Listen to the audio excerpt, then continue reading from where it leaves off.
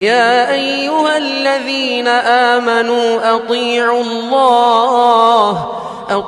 الله وأطيعوا الرسول ولا تبطلوا أعمالكم.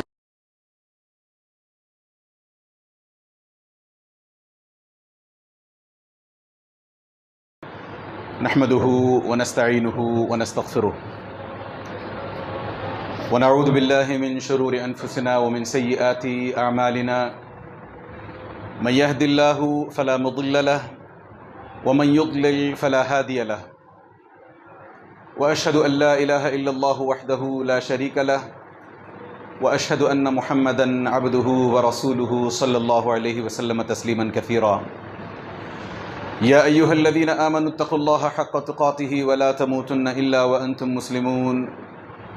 يا أيها الناس اتقوا ربكم الذي خلقكم من نفس واحدة وخلق منها زوجها وبث منهما رجالا كثيرا ونساء، واتقوا الله الذي تساءلون به والأرحام إن الله كان عليكم رقيبا. يا أيها الذين آمنوا اتقوا الله وقولوا قولا سديدا يصلح لكم أعمالكم ويغفر لكم ذنوبكم، ومن يطع الله ورسوله فقد فاز فوزا عظيما.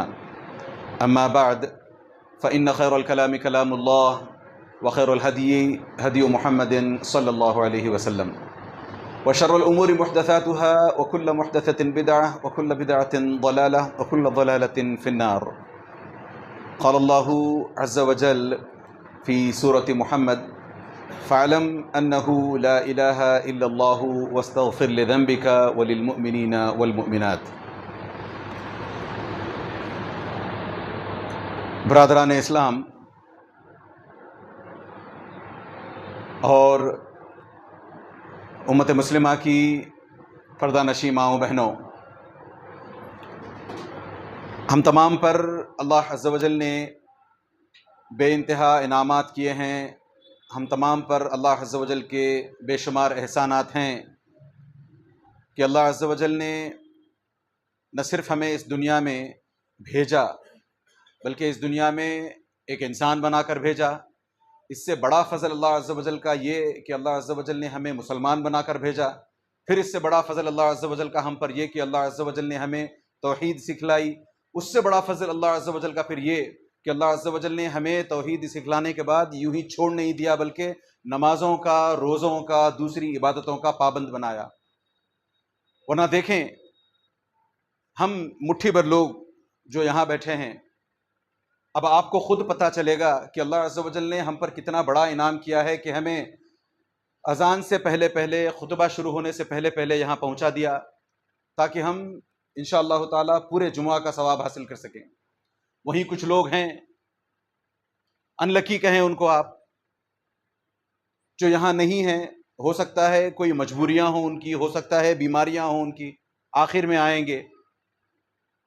تو ایسے اگر آپ ایک ایک کر کے گنتے جائیں تو اللہ عز و جل نے جتنے انعامات ہم پر کر رکھے ہیں، واللہ ہماری ساری زندگیاں ختم ہو جائیں گی اگر ہم اللہ عز و جل کے انعامات کے بدلے میں صرف شکرن لک، شکرن لک، شکرن لک، اے اللہ تیرا شکر، اے اللہ تیرا شکر، صرف یہی اگر کرتے جائیں ہم، اور پھر نمازیں وغیرہ جو پڑھنی ہے وہ، اس کے علاوہ صرف زبانی طور پر ہی ہم شکر بجا لاتے جائیں تو ساری زندگیاں ختم ہو جائیں گی. اللہ عز و جل نے جتنے انعامات ہم پر کیے ہیں ان کی کاؤنٹنگ، ان کو صرف گننا ہی ختم نہیں ہوگا. اتنے انعامات اللہ عز و جل نے ہم پر کیے ہیں. ہم اپنی زندگیاں عام طور پر ایسے ہی گزارتے جاتے ہیں. ہماری اپنی زندگیوں کو لے کر کے ہم عام طور پر بہت بہت سنجیدہ ہوتے ہیں، ویری سیریس اپنی زندگیوں کو لے کر کے. انفارچونیٹلی ہم کہاں سیریس نہیں ہوتے؟ اپنی آخرت کو لے کر کے. ساری زندگی میں بچپن سے لے کر کے ایک باپ بھی اپنے بچوں کے تعلق سے یہ کرتا ہے کہ جیسے ہی بچے نے شعور سنبھالا اس کو اسکول کو بھیجتا ہے. اچھے اسکول، اچھی صحبت، اچھے ٹیچرز، اچھا ٹیوشن، اچھے مارکس. اگر نہیں آتے تو پھر طلب ہوتی ہے بچے کو ڈانٹنا، ڈپٹنا، یا پھر الگ سے ٹیوشنز لگانا، اسکول بدل. یعنی آپ دیکھتے جائیں. پھر اس کے بعد ایک مرحلہ آتا ہے کالج جانے کا، اس کے بعد ایک مرحلہ آتا ہے جاب کا، اس کے بعد ایک مرحلہ آتا ہے شادی کا، ایک اس کے بعد پھر مرحلہ آتا ہے بچوں کو. پھر وہ سائیکل ریپیٹ ہوتی رہتی ہے. تو بتانے کا مقصد یہ ہے کہ ہم اپنی زندگیوں کو لے کر بہت سنجیدہ، بہت سیریس ہیں. بدقسمتی سے ہم اپنی آخرت کو لے کر کے اتنے سیریس نہیں ہیں. اگر ہم اپنی آخرت کو لے کر کے تھوڑے سے بھی سیریس ہو جائیں تو ہماری اپنی زندگی جیسے ہم خوشی کی طرف لپکتے ہیں، جیسے ہم لکشری کی طرف لپکتے ہیں، وہ سب کم ہو جائے. کیونکہ نبی کریم صلی اللہ علیہ وسلم کا قول ہے کہ ایک زمانہ ایسا آئے گا کہ لوگ فتنوں سے اپنے آپ کو بچانے کے لیے، فتنوں سے دور رکھنے کے لیے پہاڑ کی چوٹیوں پر چڑھ جائیں گے، ایسی جگہوں پر چلے جائیں گے، اپنی بکریاں پالنا پسند کریں گے. یہ نبی کریم صلی اللہ علیہ وسلم کے میں اپنی طرف سے نہیں کہہ رہا، نبی کریم صلی اللہ علیہ وسلم کے اقوال ہیں کہ لوگ یہ آس پاس جو فتنے ہوتے ہیں ان فتنوں سے بچنے کے لیے لگژوریس لائف کو تیاگ کر پہاڑ کے دامنوں میں، پہاڑوں کی چوٹی پر پہنچ جائیں گے، وہاں رہنے لگیں گے جہاں بارشیں ہوا کرتی ہیں، جہاں کھیت کھلیان ہیں، اپنی بکریوں کو چرا کر کی زندگیاں نکالیں گے. کیوں؟ انہیں پتا چلے گا کہ یہاں رہیں گے تو ہم پر فتنے آئیں گے. فتنے کیسے؟ ایسے فتنے جس کی وجہ سے ہمیں اپنا دین بچانا مشکل ہو جائے گا. آج سوچ کر دیکھیں ہم میں سے کتنے ایسے ہیں جو اپنے دین کو لے کر کے کنسرنڈ نظر آتے ہوں. ہاں یار مجھے اپنی دین کی فکر. بوڑھے ہو جانے کی بات نہیں کر رہا میں، جوانی میں، بھری جوانی میں کون ہے ہم میں سے ایسے؟ اکا دکا، وہ انگریزی میں ایک کہاوت ہے، one Sparrow doesn't make a سما. تو اکا دکا کوئی بندہ نیک بن جائے، میں اس کی بات نہیں کر رہا. عام طور پر پورے معاشرے کو دیکھیں نا، ہمارے کان جوں نہیں رینگتی ہے. اگر ہمارے آس پاس خرافات تو خرافات، بدعات تو بدعات، شرک بھی اگر ہمارے بغل میں پنپ رہا ہو، ہمارے کان جوں نہیں رینگتی. ہم پتہ نہیں کیوں ہم یہی خاص طور سے آج کا ایڈریس جو ہے مسلمانوں کو ہے، مسلمان نوجوانوں کو ہے. اللہ عز و جل نوجوانوں سے بڑی امید لگاتے ہیں، قرآن اسلام نوجوانوں سے بڑی امید لگاتا ہے. اور ہم اپنی جوانی ساری کی ساری فین فالوئنگ، اس کرکٹر نے کیا بنایا، اس کرکٹر نے کیا کمایا، اس فلم ستارہ کہتے ہو آپ اس کو، سٹار، وہ سٹار نہیں ہوتا، وہ ستارے تو اللہ عز و جل کے لیے کتنی بڑی نعمت ہے اللہ عز و جل کی ستارے ہم پر. تو یہ جو فلمی اداکار ہیں ان کو ایکٹر کہیں، یہ ستارے نہیں ہیں کسی صورت، یہ سٹارز نہیں ہیں یہ کسی صورت. ستارے وہ ہیں جو ہمیں ہماری اپنی زندگی میں کہیں ہم بھٹک جائیں. کیسے بھٹکنا؟ جب ہم، آج نہیں ہوتا ویسے، وہ آج کوئی آدمی بھٹکتا ہے تو سیدھے گوگل میپ پہ آتا ہے. ایک زمانہ ہوا کرتا تھا اگر کوئی بندہ بھٹک جاتا راہ چلتے تو رات میں ستاروں کو دیکھ کر کے اپنی راہ تلاش کرتا. اچھا یہ ستارہ اس طرف، اچھا اس کا مطلب مجھے ادھر جانا ہے ادھر جانا ہے. آپ بتائیں یہ جو ستارے جن کو ہم فلمی ستارے کہتے ہیں، یہ کسی صورت ہماری رہنمائی کرتے ہیں؟ ارے آخرت تو آخرت، دنیا میں بھی ہماری رہنمائی نہیں کرتے، یہ دنیا میں بھی ہمیں گندگی سکھاتے ہیں. یہ تو یہ نوجوان، آج کل کے نوجوان اپنی ساری جوانی تو ان چیزوں کے پیچھے لگا دیتے ہیں. جب بوڑھے ہو جاتے ہیں تو بستر پکڑ لیتے ہیں، مسجد کا کونا پکڑ لیتے ہیں اور پھر استغفار کرتے رہتے ہیں. اور پھر بڑھاپے کے بعد بھی اپنے بچوں کو ہم نصیحت کرنے سے رہے، کیونکہ ہم نے اپنی زندگی میں کبھی کوئی دین کو لے کر کے سیریسنس دکھائی نہیں، کبھی کچھ سیکھا نہیں دین کے نام پر. جہاں تک نوجوانوں کا مسئلہ ہے، نوجوانوں کا ایشو ہے، غور سے سنیں. میں نے کہا نا ہم ٹریڈیشنل مسلمز بنتے جا رہے ہیں. بنتے کیا جا رہے ہیں؟ ایک زمانے سے ٹریڈیشنل مسلمز، وہ روایتی انداز میں. ہمارے سامنے محرم کا مہینہ آ گیا، محرم کے 2 روزے ہوتے ہیں، عاشورہ کے 9 کا اور 10 کا، وہ رکھ لیا. اس سے پہلے ہمارے پیچھے کیا تھا؟ ذی الحجہ کا مہینہ تھا، عرفہ کا روزہ رکھنا تھا، رہ لیا. پھر اس کے بعد ہم اور آگے بڑھتے جائیں گے. زیادہ سے زیادہ نیک سے نیک ہم میں سے کیا کریں گے؟ ہر پیر کا، ہر جمعرات کا روزہ، یا ہر مہینے میں ایام البید کے روزے، 13 14 15 کے روزے. اچھے ہو گئے رمضان بھر کے روزے، شوال کے. یہ روایتی انداز میں ہم وہیں دیکھیں نا آج ہم میں سے کتنے. میں اگر یہ سوال پوچھوں اور آپ سے کہوں کہ آپ ہاتھ اٹھا کر اس کا جواب دیں، ویسے دینے کی ضرورت نہیں ہے، میں بتا رہا ہوں. اگر میں آپ سے ایک سوال پوچھوں اور آپ سے کہوں کہ آپ ہاتھ اٹھا کر کے جواب دیں کہ آپ میں سے کتنے لوگوں نے یہاں آنے سے پہلے سورۃ الکہف پڑھی ہے، مجھے لگتا ہے 90% لوگ ہاتھ اٹھائیں گے کہ ہم نے سورۃ الکہف پڑھ لی. روایتی مسلمان. اس میں فائدے ہیں، میں اس کا انکار نہیں کر رہا. محرم کے جو 2 روزے رکھتے ہیں ان کے لیے فائدہ ہے. اللہ عز و جل، نبی کریم صلی اللہ علیہ وسلم نے کہا کہ اس کے پچھلے سال کے گناہ معاف ہو جاتے ہیں جس نے عاشورہ کا روزہ رکھ لیا. اسی حساب سے آپ اگر ذی الحجہ کے یوم عرفہ کا روزہ رکھ لیں، پچھلے سال کے، اگلے سال کے گناہ معاف. اور رمضان کے روزے رکھ لیں، شوال کے روزے رکھ لیں. ان کے اپنی فضیلتیں اپنی جگہ پر ہیں، اس کا انکار نہیں ہے. مگر کیوں ہم اس سے آگے نہیں دیکھتے؟ ایک لفظ آتا ہے انگریزی میں، بگ پکچر. بڑی تصویر کی طرف. وہ چھوٹی سی ڈیٹیل یا چھوٹی سی ایک چیز ہمارے اپنے فائدے کی، اچھا آج ایک دن روزہ رکھ لوں تو میں پھر میرے اگلے سال کے پچھلے سال کے گناہ معاف، چلو میں سب کچھ کر سکتا ہوں اس کے بعد. نہیں، یہ مطلب نہیں ہے اس کا. تھوڑا سا آگے بڑھیں، سمجھنے کی کوشش کریں کہ اللہ عز و جل نے ان چیزوں میں وہ جو ہوتا ہے نا قریب کرنے کے لیے، آپ کو دین سے قریب کرنے کے لیے کچھ فضیلتیں بتائی گئیں. اب آپ کا اور میرا فرض بنتا ہے کہ ہم جب اس فضیلت کو جان لیں اس کو کھول کر دیکھنے کی کوشش کریں. مثال کے طور پر اصحاب الکہف کے بارے میں کون جانتے ہیں؟ سورۃ الکہف ہم ہر جمعہ پڑھتے ہیں، مگر سورۃ الکہف کے شروع ہی میں اصحاب الکہف کا جو قصہ آیا ہے اس سے ہمیں کیا سیکھ لینی ہے، اس سے ہمیں کیا سبق ملتا ہے، ہم اپنی زندگیوں کو اس کے تعلق سے اس کو دیکھ کر کے کیسے فکس کر سکتے ہیں. ہمیں سے کسی کے جو رینگتی ہے، کسی کو تکلیف ہوتی ہے، نہیں یار اصحاب الکہف نے یہ سب کیا، میں کیا کروں، کیا میری زندگی بھی اسی؟ نہیں.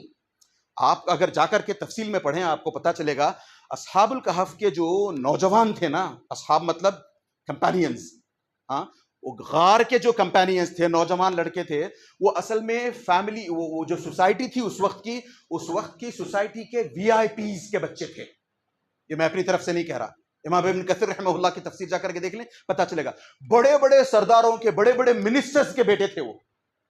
کیا ہوا تھا، ہر سال میلے میں نکل جایا کرتے تھے یہ لوگ. ہر سال ایک ان کا سالانہ اینیول فیسٹیول ہوا کرتا تھا، اس وقت کی دور کی بات ہے، یہ اینیول فیسٹیول ہوا کرتا تھا. اس فیسٹیول میں سارے کے سارے گاؤں والے، سارے کے سارے ملک والے نکل جایا کرتے تھے. تو ان نوجوانوں کو بھی جانا پڑتا تھا. ایک بار کی بات ہے کہ یہ نوجوانوں کا دماغ تھوڑا سا ٹھکانے لگا. 1 منٹ رک جاؤ، ان لوگوں نے اپنے آپ سے کہا، یہ نوجوان لوگ ہر ایک نے، اور ان میں سے کوئی ایک دوسرے کو جانتا نہیں تھا بائی دی وے. انہوں نے بس ایک بندے نے کہا اپنے آپ سے، یہ لوگ جس فیسٹیول کی طرف جا رہے ہیں اس میں تو سراسر شرک ہے. اللہ عز و جل کی عبادت کرنے کی بجائے یہ لوگ غیر اللہ کی عبادت کرنے میں لگے ہوئے ہیں، کسی اور کے آگے جا کے سجدہ کرنا چاہتے ہیں، کسی اور سے اپنی مرادیں مانگنا چاہتے ہیں. یہ غلط ہے، یہ ہم نہیں کریں گے. تو سارے کا سارا ہجوم ایک طرف، آل دا کراؤڈ ایک طرف کو جا رہا ہے، ایک بندہ پیچھے ہٹ جاتا ہے اس میں سے، مجھے نہیں جانا ہے، مجھے اس طرح کی شرکیہ ایکٹیویٹیز میں حصہ نہیں لینا ہے، پیچھے ہٹ جاتا ہے. لوگ آگے نکلتے جا رہے ہیں، ایک اور پیچھے ہٹا، ایک اور پیچھے ہٹا، ایک اور 7 لوگ اس طریقے سے پیچھے ہٹ گئے. تو ایک بندے نے جا کر کے وہاں ایک پیڑ تھا، پیڑ کے نیچے جا کر کے بیٹھنا مناسب سمجھا. وہ بیٹھ گیا، دوسرا آیا وہ بھی بیٹھ گیا، تیسرا، چوتھا، پانچواں، چھٹا، ساتواں، 7 کے ساتھ بیٹھ گئے. ایک دوسرے کو جانتے نہیں ہیں، یاد رکھیں. اس سے یہاں پر ایک باریک نقطہ نکلتا ہے، کسی اور دن انشاءاللہ تعالیٰ اس پر تفصیلی بات ہوگی. ہم عام طور پر تڑپتے رہتے ہیں مسلمانوں میں اتحاد ہونا چاہیے، مسلمانوں میں یونٹی ہونی چاہیے. یونٹی آپ کو کچھ کرنے سے، ایسے پروٹیسٹ کرنے سے، یا یونٹی کے لیے چلو کال فار یونٹی، چلو مل کر، نہیں، اس سے یونٹی نہیں آتی. توحید پر آ جائیں، خود بخود یونٹی آ جائے گی. ہم توحید پر نہیں آتے. ہمیں اپنی مسجدیں، اپنے امام، اپنے پیر، اپنے یہ پیارے ہیں ہمیں. تو یہ 7 جو بندے تھے آپس میں ایک دوسرے سے بات نہیں کر رہے ہیں، بس سب کے سب بیٹھے ہوئے ہیں. ہجوم نکل کے چلا گیا. اس میں سے ایک نے پہل کی، سوچا 7 بیٹھے ہیں، پتا تو کروں کیوں بیٹھے ہیں. تو ایک نے ہمت کر کے پوچھا، دیکھو جب ہم سب کے سب اس کراؤڈ سے الگ ہو کر کے پیچھے بیٹھے ہیں تو کچھ نہ کچھ کامن ڈینومینیٹر تو ہوگا ہمارے اندر، اس کی وجہ سے ہم الگ ہوئے ہوں گے. تو ایک کام کریں، آپ بتاؤ 7 سے سوال، ایک ایک کر کے ہم بتاتے ہیں کہ میرا ریزن کیا تھا، میں کیوں ان سے پیچھے ہٹ گیا. تو بعد میں پتا چلا کہ سب کو یہی پرابلم تھا کہ یہ جو قوم ہے، عبادت جس کی کرتی ہے وہ غیر اللہ ہے، اللہ کے علاوہ کسی اور کے آگے سجدہ کرتے ہیں، ہم نہیں کریں گے. تو ان لوگوں نے اپنے آپ کو یہاں سے نہ صرف ہٹایا. پھر تھوڑا سا قصہ اگر آپ آگے لے کر جائیں، اس قصے میں یہ بھی بات سمجھ میں آتی ہے کہ جب یہ پیچھے ہٹ کر رہ گئے، پھر جب بادشاہ کو اور ان کے، میں نے کہا نا یہ کون سے بچے تھے، آرڈینری بچے نہیں تھے، یہ منسٹرز، وی آئی پیز کے بچے تھے. یہ ان کے جب باپوں کو پتا چلا، ارے میرا بچہ نہیں آیا تھا فیسٹیول میں، اچھا میرا بھی نہیں آیا تھا، اچھا تمہارا بھی نہیں آیا تھا، چلو خبر لیتے ہیں. ان کو بلایا گیا، طلب کیا گیا، بادشاہ کے ہاں لے جایا گیا. منسٹر کو، ان بچوں کو ایک بڑے آدمی جو ان کا اپنا سردار ہوتا ہے، جو بادشاہ ہوتا ہے، اس کے پاس لے جایا گیا. ان سے سب سے پوچھا گیا، تم لوگ کیوں نہیں آئے تھے فیسٹیول میں؟ ہم سب کے سب تو تھے وہاں پر، وی مس یو، کیوں نہیں آئے؟ تو جواب میں یہ کہتے ہیں، دیکھیں وہ قرآن کی آیات پڑھیں جا کر کے، اذ قاموا، وہ توحید کو ڈیفینڈ کرنے کے لیے اٹھ کر کھڑے ہوئے. آج بتائیں ہم میں سے کوئی ہے باہر جا کر کے لوگوں میں توحید کی بات نہیں، وہ دور، وہ سیکنڈری، بعد میں کریں گے. وہ گھر کے اندر اگر شرک پنپ رہا ہے، گھر کے اندر اگر کوئی بدعت ہو رہی ہے، کوئی خرافاتی، کوئی گھٹیا کام ہو رہا ہے جو اللہ کو ناپسند ہو، کوئی ہے جو اٹھ کر کھڑا ہو سکے، بتا سکے ابو جان، امی جان، بھیا جان، بھائی جان، بہن جی، بتا سکتا ہے؟ یہ کب ہوتا ہے جب ہمیں توحید کی بابت علم نہ ہو، جب ہمیں توحید کے بارے میں، ہمارے اپنے دین کے بارے میں پتہ نہ ہو، تو ہم کہیں گے لکم دینکم ولی دین، اس کو اس کا کرنے دو میاں، میرا میں کرتا ہوں۔ یہ ہمارا عالم ہو چکا ہے۔ جب ان سے کہا گیا دیکھو تم اس فیسٹیول میں نہیں آئے تھے، بتاؤ ریزن کیا ہے، تو یہ لوگ اٹھ کھڑے ہوئے، انہوں نے کہا ہمیں اپنے توحید کے بارے میں بیان کرنا ہے، بتانا ہے۔ تو صاف الفاظ میں وداؤٹ منسنگ ورڈز، صاف الفاظ میں ان لوگوں نے بتا دیا کہ دیکھو یہ جو کام آپ کرتے ہو غلط ہے، ہم وہ کام نہیں کر سکتے، اگر ہم وہ کام کرتے ہیں تو ہم غلط ہو جائیں گے، اللہ عز و جل ہمیں پکڑے گا، ہم یہ کام نہیں کر سکتے۔ تو عام طور پر منسٹرز کے بیٹے، آج کل تو بڑی آسانی سے سمجھ میں آتا ہے، منسٹرز کے بیٹوں کو پاس کیا ہوتی ہے، بڑی بڑی بی ایم ڈبلیوز، بڑی بڑی پوش کارز، گولڈن فونز، آئی فونز میں بھی پرو میکس، ٹاپ موسٹ، اور ہر قسم کی لکشری ہوتی ہے۔ تو اس وقت کی جو لکشریز تھی ان کی چھین لی گئیں۔ اس وقت کے بادشاہ نے کہا ان کو ایک کام کرو، بہت اکڑ، بہت مستی چڑھی ہے، ان کے پاس سے یہ سب گیجٹس ہیں، اس وقت تو گیجٹس نہیں تھے، میں آپ کی سمجھ کے لیے بتا رہا ہوں میں، تو یہ جو ان کے پاس عالی شان کپڑے ہیں، بادشاہوں کے کپڑے، منسٹرز کے بیٹوں جیسے سلوک، یہ سب ٹھاٹ باٹ ان کی نکالو، ان کے عقل ٹھکانے آئے گی۔ سب نکال لیا، اور پھر بادشاہ نے کہا میں تمہیں کچھ دنوں کے مہلت دیتا ہوں، واپس ہمارے اپنے دین پر آ جاؤ۔ کون سے دین پر؟ جس میں اللہ کو سجدہ کرنا نہیں ہے، ایک اللہ کو ماننا نہیں ہے، ہمارے اپنے بتوں کو ماننا ہے، واپس ہمارے دین پر آ جاؤ، خیریت سے رہو گے۔ تو یہ واپس وہاں سے ہٹ کر نکلے، جان بچا کر نکلے۔ تب ان لوگوں نے کہا ایک موقع ملا ہے رب کریم کی طرف سے، ورنہ وہیں اسی وقت قتل کر دیے جاتے ہم، ایک موقع دیا ہے اللہ عز و جل نے، چلو یہاں سے جان بچا کر بچ نکلتے ہیں۔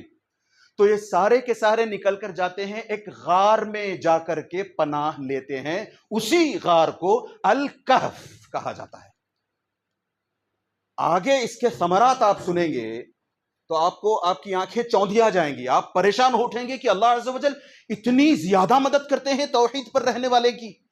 ہمیں توحید کا پتہ نہیں ہے، ہمیں توحید کے تعلق سے بتاؤ نا، ہم عام طور پر، مجھے بھی دیکھ لیں آپ، 5 منٹ کے لیے ہم یہاں کھڑے ہو کر کے توحید پر گفتگو نہیں کر سکتے، کچھ بات نہیں کر سکتے۔ وہیں کسی سے کہا جائے کہ بھائی a+b² کا فارمولا بتاؤ، بتا دے گا، اس پر 4 سمز کر کے نکالو، جا کے دیکھنے کی ضرورت نہیں پڑے گی، خود یہاں کھڑے کھڑے نکال دے گا وہ۔ کچھ بھی بتاؤ، آپ آج کا ویدر بتاؤ، وہ یوٹیوب پہ دیکھے گا، گوگل پہ دیکھے گا، سب بتا دے گا وہ۔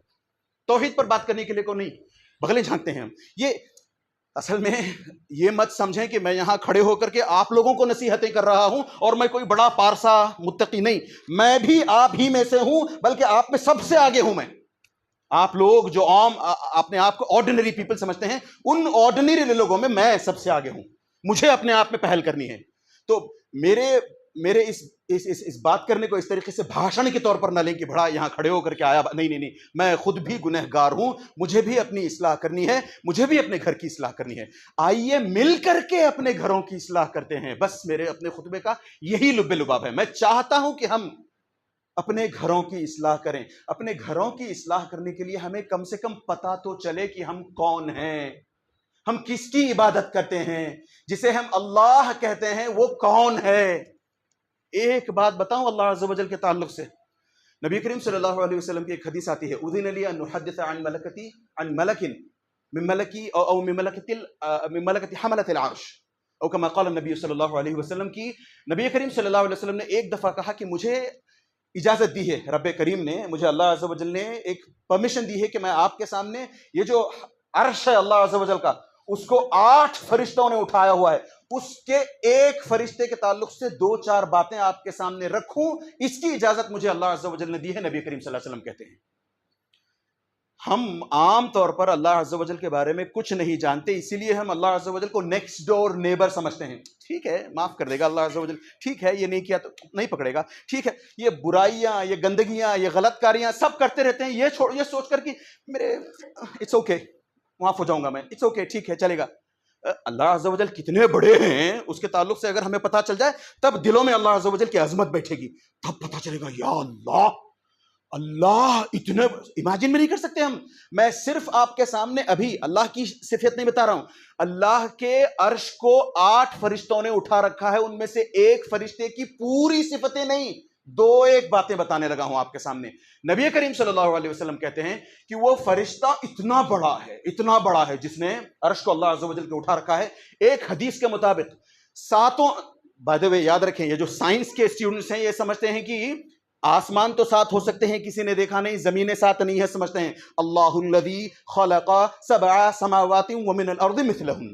اللہ عز و جل نے سورۃ الطلاق کی آخری آیت پڑھیں جا کر کے آپ صاف الفاظ میں بتایا کہ اللہ عز و جل نے جیسے 7 آسمان بنائے ہیں ویسے 7 زمینیں ہیں۔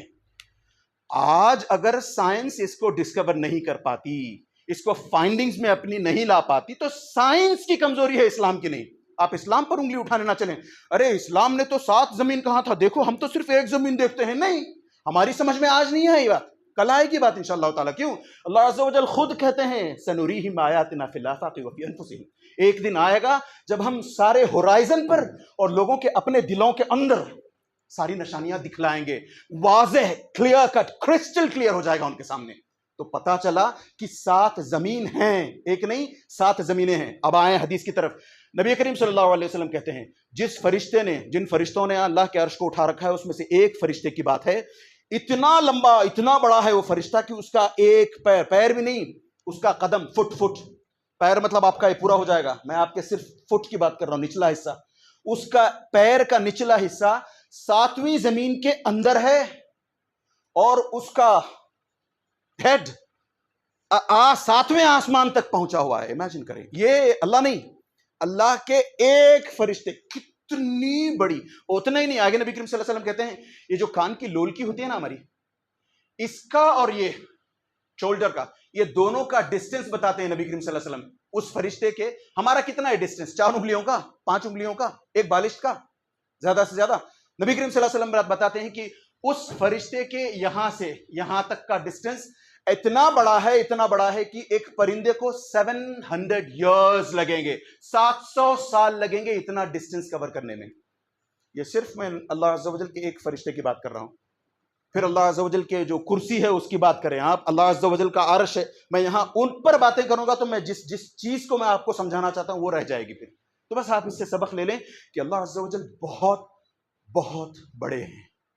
ہم اللہ عز و جل کو اپنے تصور میں نہیں لا سکتے، لانا بھی نہیں چاہیے۔ ہمارے ائمہ نے، ہمارے بڑے بڑے اماموں نے کہا ہے کہ اللہ عز و جل کے تعلق سے اگر آپ کے ذہن میں کوئی امیج بنتی ہے تو اس امیج کو نکال کر پھینکو، کیونکہ اللہ عز و جل ویسا ہے نہیں۔ کسی نے دنیا میں اللہ عز و جل کو دیکھا نہیں۔ قیامت کے دن بھی جنتی جنت کے چلے جانے کے بعد، عرصے کے بعد اللہ عز و جل اپنا دیدار کروائیں گے لوگوں کو، جنتیوں کو۔ تو ہم میں سے کسی نے اللہ عز و جل کو دیکھا نہیں، لہٰذا اپنی عقل کو ہانکنا ہم لوگوں کو بند کر دینا چاہیے۔ بس اتنا ایمان لائیں۔ اچھا، میں نے کہا تھا نا ایمان اگر دل میں ہو تو وہ دکھائی دیتا ہے۔ فنحاس ایک یہودی رابائی، اس نے قرآن کی ایک آیت پڑھی، من ذا الذی یقرض اللہ قرضا حسنا فیضاعفہ لہ اضعافا کثیرا۔ وہ آیت پڑھ کر کے دیکھتا ہے، کہتا ہے یار ابو بکر تمہارا رب، ہاں یہ بات ان کی، ابو بکر تمہارا رب ہمارے اوپر کہتا ہے کہ ربا، یوزری، انٹرسٹ بیسڈ لونز نہیں لینا ہے، ہمیں کہتا ہے، اور خود لون پوچھتا ہے ہم سے انٹرسٹ بیس۔ اللہ المستعان، یہ میں نہیں کہہ رہا، یہ اس رابائی نے، یہودی نے کہی بات۔ میں اور آپ اگر اپنے دل میں ایمان ہو، اٹھا کر ایک تھپڑ ماریں، سمجھ میں بھی آتا ہے اگر ہمارے دل میں ایمان ہو۔ میں کس کی بات کر رہا ہوں؟ ابو بکر رضی اللہ عنہ، جو کول ایز کیوکمبر، ان سے زیادہ ٹھنڈی طبیعت والا انسان، کبھی غصے میں نہیں آنے والے انسان، ایسے انسان کو غصہ آ گیا، ایک تھپڑ دے مارا فنحاس کو۔ فنحاس سیدھے پہنچا نبی کریم صلی اللہ علیہ وسلم کے پاس، کہنے لگا آپ کا ساتھی، آپ کا صحابی جسے آپ اتنا مانتے ہو تھپڑ مارتا ہے مجھے۔ ابو بکر کو بلایا گیا، ابو بکر کیا یہ سچ ہے کہ تم نے اسے تھپڑ مارا ہے؟ نبی کریم صلی اللہ علیہ وسلم سے جواب میں ابو بکر نے کہا، نبی کریم صلی اللہ علیہ وسلم اس نے بات ہی کچھ ایسی کی تھی۔ کیا بات کی تھی؟ تو مادرہ سنایا کہ اس نے ایسے ایسے کہا تھا۔ صاف مکر گیا، میں نے نہیں کہا۔ فوراً اللہ عز و جل نے قرآن سے آیت اتاری، لقد سمع اللہ قول الذین قالوا ان اللہ فقیر ونحن اغنیاء۔ اللہ سورۃ آل عمران کی آخری آیت میں جا کر مطالعہ کرے، فوراً آیت۔ تو بتانے کا مقصد یہ ہے کہ اگر ہمارے دلوں کے اندر ایمان ہو تو وہ ایمان دکھائی دے گا چہرے پر، ایکشنز میں، مارنے میں نہیں۔ اللہ کے واسطے اس حدیث کا غلط مطلب نہ نکالیں اور بھڑک کر اب جا کے لوگوں سے لڑائیاں نہ کریں۔ میں یہ نہیں کہہ رہا، ارے بھائی پہلے اپنے آپ کے ایمان کو تو ٹٹولیں، ایمان کتنا ہے اپنے اندر وہ تو دیکھیں۔ جب ہم جانتے ہی نہیں ہیں کہ ہمارا ایمان کیا ہے، ایمان کس چڑیا کا، کس بلا، کس چیز کا نام ہے، ہمیں کچھ پتہ نہیں ہے۔ آج کے دور میں اصل میں اگر مسلمانوں کو اسلام کو ضرورت ہے تو پورے دھیریہ سے اسلام پر چلنے والے مسلمانوں کی ضرورت ہے. بھڑک کر اشتعال میں آ کر لوگوں کے ساتھ الٹی سیدھی حرکتیں کریں، قانون ہاتھ، ایسے مسلمانوں کی ضرورت آج بالکل نہ کبھی رہی ہے نہ کبھی رہے گی انشاءاللہ تعالی. تو بس خطبے کا لب لباب یہ ہے کہ ہم اپنے ایمان کو سمجھیں، ایمان کی قدر کریں، دیکھیں کہ اللہ عز و جل نے ہمیں کتنی بڑی نعمت سے نوازا ہے. یہ کارز، یہ بائکس، یہ لائف سٹائل ہمارا کسی بھی دن جا سکتا ہے. اور اگر آپ یا میں ہم سمجھتے ہیں کہ اللہ عز و جل نے مجھے اتنا نوازا ہے، مجھے یہ کار دی ہے، مجھے یہ بنگلہ دیا ہے، مجھے یہ گھر دیا ہے، میرے رینٹل پراپرٹیز ہیں، میرے بزنسز پھیلے ہوئے ہیں، ان کو نعمتوں میں نہ شمار کریں. یہ نعمتیں نہیں ہیں. سچی نعمت تو اللہ عز و جل کی وہ ہے کہ اللہ عز و جل نے مجھے اور آپ کو دین پر پیدا کیا ہے. اس کا احساس جس دن ہو جائے اس دن ساری دنیا کی نعمتیں انسان چھوڑنے کے لیے تیار ہو جائے گا. اللہ سے دعا کریں کہ اللہ عز و جل ہمیں سچ مچ دین پر پابندی کے ساتھ جینے کی توفیق عطا فرمائے. جب تک ہمیں اس دنیا میں رکھے دین پر چلنا اللہ عز و جل ہمارے لیے آسان بناتا رہے، اور جب ہمارا خاتمہ اللہ عز و جل فرمائے تو ہماری زبانوں سے کلمہ توحید جاری ہو. وصلی اللہ علی نبینا محمد وعلی آلہ وصحبہ اجمعین.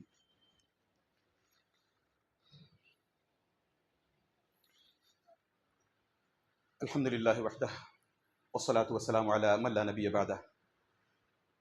میں نے کہا کہ اللہ عز و جل ہمیں ایسی توفیق عطا فرمائیں کہ ہم ساری زندگی اسلام پر چل سکیں اور موت کے وقت پر ہماری زبانوں سے کلمہ توحید جاری ہو، لا الہ الا اللہ جاری ہو.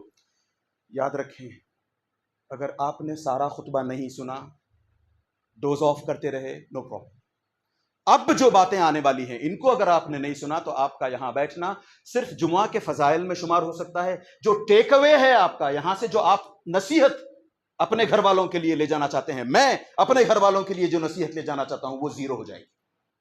میں نے کہا موت کے وقت پر اللہ عز و جل ہمیں کلمہ توحید عطا فرمائے، کلمہ توحید کہنے کی توفیق عطا فرمائے. یاد رکھیں، جب تک ہم اپنی زندگی توحید پر نہیں گزاریں گے موت توحید پر آنے سے رہی. جب تک ہم اپنی زندگی اسلام پر نہیں گزاریں گے. آپ لوگ تھوڑا سا اندر آ کے بیٹھ جائیں، لوگ باہر انتظار کریں، تھوڑا سا اندر کو ہو جائیں، جگہ کافی اندر ہے، تھوڑا سا اندر ہو جائیں. جب تک ہم اپنی زندگیاں توحید پر نہیں گزاریں گے، جب تک ہم اپنی زندگی میں لا الہ الا اللہ کا مطلب نہیں سمجھیں گے، تب تک ہماری اپنی موت کے وقت پر کلمہ توحید کا جاری ہونا آلموسٹ ناممکن. اس کی مثال دوں میں آپ کے سامنے. ابو طالب، کیا ابو طالب کو پتہ نہیں تھا کہ نبی کریم صلی اللہ علیہ وسلم کا دین سچا دین ہے؟ کئی بار ابو طالب نے خود نے اقرار کیا تھا کہ یہ جو کہتا ہے سچ کہتا ہے. اسی لیے ابو طالب نے زندگی بھر نبی کریم صلی اللہ علیہ وسلم کو ڈیفینڈ کیا، زندگی بھر سامنے کھڑے رہے. جس کسی کو محمد کو ہاتھ لگانا ہو پہلے مجھ سے ہو کر گزرنا ہوگا. کیوں؟ پتا تھا اندر سے. مگر کیا زندگی کا کوئی ایک دن ابو طالب نے اسلام پر گزارا؟ بازو ایک منٹ کے لیے رک جائیں آپ. کل کے دن جب ہمارا انتقال ہو رہا ہو، کوئی مکے مدینے سے یا کوئی اور بڑے کہیں سے عالم آ جائیں، بازو بیٹھ جائیں ہمارے اور کہیں بیٹا لا الہ الا اللہ کہو، انکل لا الہ الا اللہ کہو موت پر. ہم اپنی موت کے وقت پر کتنی تسلی ہوگی نا کہ اتنا بڑا عالم، اتنا علامہ جیسا شخص آ کر کے میرے کو موت کے وقت پر لا الہ الا اللہ کہنے کو کرائے. کوشش کریں گے ہم. ابو طالب یہاں بستر مرگ پر، اپنی ڈیتھ بیڈ پر، بازو نبی کریم صلی اللہ علیہ وسلم ہے، کان میں کہنے کو کہتے ہیں، زور سے بھی نہیں. پتا ہے بازو ابو جہل بیٹھا ہے، اس کی وجہ سے کان میں تو کہہ دو کم سے کم، پھر بھی نہیں ہو پاتا. کیوں نہیں ہو پاتا؟ لا الہ الا. یہ بچے کو کہنا، میں چھوٹے سے بچے کو جس کو زبان بھی شاید نہیں آتی، 2 سال کا بچہ، وہ بھی کہہ لے گا. آپ ریپیٹ کروائے گا، وہ کرے گا وہ ریپیٹ. تو ابو طالب کو کیوں ریپیٹ نہیں کرنے کو ہوا ہے؟ لا الہ الا اللہ کیوں نہیں کہہ پایا ابو طالب؟ کیوں؟ وہ اس لیے کہ زندگی میں کبھی لا الہ الا اللہ پر چلنا نصیب نہیں ہوا. اگر ہم اپنی ساری زندگی گلچھروں میں، عیاشی میں، بدماشیوں میں اور دور دنیا سے، دین سے دور رہ کر گزاریں تو ہم امید نہیں کر سکتے کہ میں موت کے وقت پر لا الہ الا اللہ بڑے آسانی سے کہہ لوں گا. اتنی چھوٹی سی تو بات ہے. نہیں، زبان وہ 2 گرام کی زبان 2 من جیسی بھاری ہو جاتی ہے، اس وقت ہلتی نہیں اتنی آسانی سے. کوشش کریں. میں ایک آخری واقعہ بتاتا ہوں آپ کے سامنے، پھر انشاءاللہ تعالیٰ بات ختم کرتے ہیں. ایک مرتبہ کا واقعہ ہے. طلحہ ابن عبید اللہ، یہ العشرۃ المبشرون، 10 ایسے صحابہ جن کو دنیا ہی میں جنت کی بشارت مل گئی تھی. ان میں سے ایک کے بارے میں بتا رہا ہوں میں, طلحہ ابن عبید اللہ.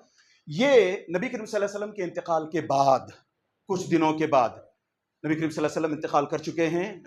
کچھ لوگوں کے ٹائیں ٹائیں ٹائیں ہوتا رہتا ہے, انتقال کر گئے نہیں, پردہ فرما گئے. بولو کیسی بات ہے, انک میت و انہم میتون. نبی کریم صلی اللہ علیہ وسلم پر آئی آیت یہ کہ اے نبی کریم صلی اللہ علیہ وسلم آپ بھی مرنے والے ہو, یہ لوگ بھی مرنے والے ہیں. ہر کل نفس ذائقۃ الموت. تکلیف ہوتی ہے نبی کریم صلی اللہ علیہ وسلم کے چلے جانے پر, مگر اس تکلیف کو اگر ڈائریکشن دینا ہے, اس تکلیف کو اگر صحیح راستے پر ڈالنا ہے, تو نبی کریم صلی اللہ علیہ وسلم نے جو کہا وہ کریں. ارے شان میں گستاخی, رک جائیں. ایسے بہت آئے بہت گئے. میں کسی اور دن انشاءاللہ تعالی بتاؤں گا کہ اس طریقے سے جو تیش میں آ کر کے ہاتھ آستین چڑھا لیتے ہیں, لڑنے پر آمادہ ہو جاتے ہیں, ویسے اب کے نہیں, نبی کریم صلی اللہ علیہ وسلم کے بعد کے دور میں بھی آ کر گئے ہیں. کچھ نہیں کیا ہے انہوں نے, بس لفاظی ہوتی ہیں ان سے, بابل کھڑے ہو کر کے بڑے بڑے باتیں یہی کریں گے. تو نبی کریم صلی اللہ علیہ وسلم کے انتقال کے بعد ابو بکر رضی اللہ تعالیٰ عنہ خلیفہ بن چکے ہیں. ایسے وقت پر ایک مرتبہ طلحہ ابن عبید اللہ افسوس کرتے ہوئے بیٹھے ہیں, کہیں پر سیڈ لگ رہے ہیں. وہاں سے عمر رضی اللہ تعالیٰ عنہ کا گزر ہوتا ہے, جاتے ہیں, جاتے جاتے پوچھتے ہیں مالک کیا ہو گیا تمہیں, کئیبن بڑے غمزدہ, بڑے افسردہ, بڑے بجھے ہوئے نظر آتے ہو, کیا ماجرا ہے؟ کہیں ایسا تو نہیں, دیکھیں سوال دیکھیں, کہیں ایسا تو نہیں ہے کہ ابو بکر خلیفہ بن گئے اس لیے تمہیں تکلیف ہو رہی ہے؟ جبکہ ماجرا ایسا نہیں تھا. انہوں نے فوراً معاذ اللہ کا, نہیں ایسی بات نہیں ہے, میں اصل میں پریشان اس لیے ہو رہا ہوں. دیکھیں کیسے ہوا کرتے تھے, میں نے کہا نا ہم 2 دن کیا دین پہ آ جاتے ہیں, کیا دین پہ چلتے ہیں, آستین چڑھا کر لڑنے کے لیے تیار ہوتے ہیں. تم نے نبی کی شان میں گستاخی کی ہے, رک جاؤ. یہاں دیکھو نبی کریم صلی اللہ علیہ وسلم کے ساتھ کیسا تعلق ہوتا ہے, کیسا ان کے ساتھ برتاؤ ہوتا ہے. نبی کریم صلی اللہ علیہ وسلم یہ کہتے ہیں, طلحہ کہتے ہیں اصل میں غمزدہ اس لیے بیٹھا ہوں کہ ایک بار نبی کریم صلی اللہ علیہ وسلم نے کہا تھا کہ میں تمہیں ایک ایسا کلمہ بتاؤں گا, یا میں ایک ایسا کلمہ جانتا ہوں کہ اگر کوئی بندہ وہ کلمہ کہہ لے, موت کے وقت پر اگر وہ کوئی بندہ وہ کلمہ کہہ لے, اس بات کو کہہ ڈالے اگر اپنی موت کے وقت پر, تو اس کا صحیفہ گویا نور بن جائے گا ایک. پھر آگے نبی کریم صلی اللہ علیہ وسلم نے کہا اس کے جسم کو اور اس کی روح کو جب موت کا وقت ہوگا, اس کی روح نکل رہی ہوگی, آسانی نصیب ہوگی, رحمت نصیب ہوگی, اللہ عز و جل کی رضامندی, اللہ عز و جل اس سے راضی ہوگا, ایسے اس کی روح نکلے گی. وہ ایک کلمہ بتانے والے تھے نبی کریم صلی اللہ علیہ وسلم, مگر میں نے نہیں پوچھا. آپ اور میں کہیں گے کیا یار کیسی بات کی, اتنی زبردست بات تھی, پوچھ لینا چاہیے تھا. نہیں, کیوں نہیں پوچھا؟ ایک مرتبہ نبی کریم صلی اللہ علیہ وسلم کی زندگی میں ایک آیت آئی تھی, لا تسألوا عن اشیاء ان تبد لکم تسؤکم. صحابہ سے کہا گیا تھا کہ دیکھو, نبی کریم صلی اللہ علیہ وسلم کے تعلق سے صحابہ سے کہا گیا تھی نبی کریم صلی اللہ علیہ وسلم سے آگے بڑھ چڑھ کے سوال مت کیا کرو, جانا یہ پوچھنا, جانا وہ پوچھنا, یہ کیسا. آج کے علماء, آج کل کے لوگ کیسے ہیں, ایک مسئلہ معلوم ہوتا ہے پھر بھی مجھے اس عالم کا علم ٹیسٹ کرنا ہے, اس کے لیے جا کر کے اس سے سوال کرتے ہیں, اپنی جانکاری کے لیے نہیں, تسلی کے لیے نہیں. ارے کسی نے آپ سے مسئلہ پوچھ لیا تھا, آپ کو مسئلے کا حل پتا تھا, بتا دیا تھا اس عالم نے, نہیں مجھے اس کا علم, بولتے نہیں وہ اندر رہتا ہے, مجھے اس کا علم ٹیسٹ کرنا ہے, پتا نہیں اس کو معلوم نہیں, معلوم ہے تو میں بتاؤں گا. یہاں دیکھیں ایک مرتبہ کیا آیت نازل ہوئی, ایک سوال نہیں کیا, صرف ان صحابی نے نہیں, کسی صحابی نے آگے بڑھ کر کے نبی کریم صلی اللہ علیہ وسلم سے یہ بتا دیجئے وہ بتا دیجئے نہیں, اس سے پہلے کئی سوالات آیا کرتے تھے, یسألونک یسألونک یسألونک یسألونک, مگر کبھی یہ اسی وجہ سے حدیث جبریل آئی ہے. حدیث جبریل کا ہمیں پتا ہوگا, نبی کریم صلی اللہ علیہ وسلم کے سامنے جبریل علیہ السلام آتے ہیں, بیٹھتے ہیں دو زانو ہو کر کے, نبی کریم صلی اللہ علیہ وسلم پھر کہتے ہیں, وہ نبی کریم صلی اللہ علیہ وسلم سے سوال کرتے ہیں اسلام کیا ہے بتاؤ, ایمان کیا ہے بتاؤ, پھر احسان کیا ہے بتاؤ. یہ بعد میں جب یہ چلے جاتے ہیں تب نبی کریم صلی اللہ علیہ وسلم کھولتے ہیں اس کے بارے میں راز, کہتے ہیں کہ تم چونکہ خاموش رہا کرتے ہو, سوال نہیں پوچھتے, اس آیت کے اتر جانے کے بعد اب تم خاموش رہنے لگے ہو, اتاکم جبریل, جبریل آئے تھے, حتی یعلمکم دینکم, تاکہ تمہیں تمہارا دین سکھلا سکیں. تو ایسے اسلوب, ایسے یہ طریقہ ہوتا ہے نبی کریم صلی اللہ علیہ وسلم کے ساتھ. تو ان صحابی نے بھی سوال نہیں پوچھا, خاموش رہ گئے. تو بات کس کی چل رہی تھی؟ عمر رضی اللہ عنہ اور طلحہ کی. طلحہ کو غمزدہ دیکھ کر کے, سیڈ دیکھ کر کے پوچھا عمر نے, کیوں خاموش ہو, کیوں سیڈ بیٹھے ہو, کیا ماجرا ہے؟ تو انہوں نے کہا کہ دیکھو ایک بات تھی, ایک نبی کریم صلی اللہ علیہ وسلم سے میں نے पूछी नहीं थी, पूछने से रह गया था। तो तब उमर रज़ी अल्लाह ताला ने कहा मुझे पता है वो बात क्या है। फिर आगे बढ़ करके बताया ये वही कलिमा है जिसके बारे में नबी करीम सल्लल्लाहु अलैहि वसल्लम ने खूब मेहनत की थी अबू तालिब पर। अबू तालिब जब अपनी बेड पर थे, डेथ बेड पर मरने वाले थे, नबी करीम सल्लल्लाहु अलैहि वसल्लम बाजू बैठकर बार बार इसी कलिमे को कहलवाने की कोशिश कर रहे थे, और वो कोई और कलिमा नहीं है, ला इलाहा इल्लल्लाह है। तो एक कलिमा किसी सहाबी को गमज़दा कर सकता है। हम कुरान पता नहीं कब खोलते हैं और फिर भी हमें रत्ती बराबर भी गम नहीं होता। हम मौत के आगोश में चले जाते हैं, एक आखिरी बात, मौत की आगोश में हम पहुंच जाते हैं, फिर भी हमें अपने बच्चों की वेलफेयर का ख्याल नहीं होता। वेलफेयर से याद आया कि जाते हुए बेटा तुम मेरे बड़े बेटे हो, तुम वो बंगला ले लेना, मंजिले बेटे तुम वो ले लेना, ये बांट के जाते हैं। हम में से कोई है जो याकूब अलैहिस्सलाम की तरह, इब्राहिम अलैहिस्सलाम की तरह अपने बच्चों को वसीयत कर जाए, अम कुंतुम शुहदा इज़ हज़रा याकूबुल मौत इज़ क़ाला लिबनीही मा तअबुदून मिन बअदी। इब्राहिम अलैहिस्सलाम ने, बड़े बल्कि हर नबी ने इस दुनिया से जाते हुए लोगों को किस चीज की तलकीन की है? ला इलाहा इल्लल्लाह पर रहो, मेरे चले जाने के बाद भटक ना जाना, मेरे चले जाने के बाद भी मुसलमान बने रहना, ला तमूतुन्ना इल्ला व अंतुम मुस्लिमून, सिर्फ मुसलमान ही मरना, कुछ और नहीं। आज कौन तलकीन करता है अपने बच्चों को?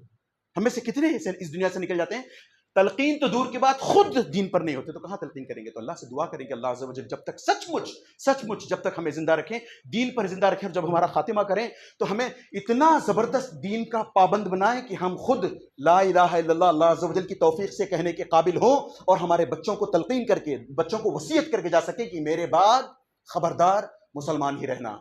अल्लाह से दुआ करें कि अल्लाह अज़्ज़ व जल हमारे लिए सब आसान फरमाए। इन्नल्लाह व मलाइकतहु युसल्लूना अलन नबी या अय्युहल्लज़ीना आमनू सल्लु अलैहि व सल्लिमू तस्लीमा। अल्लाहुम्मा सल्लि अला मुहम्मद व अला आलि मुहम्मद कमा सल्लैता अला इब्राहीम व अला आलि इब्राहीम इन्नका हमीदुम मजीद। अल्लाहुम्मा बारिक अला मुहम्मद व अला आलि मुहम्मद कमा बारकता अला इब्राहीम व अला आलि इब्राहीम इन्नका हमीदुम मजीद।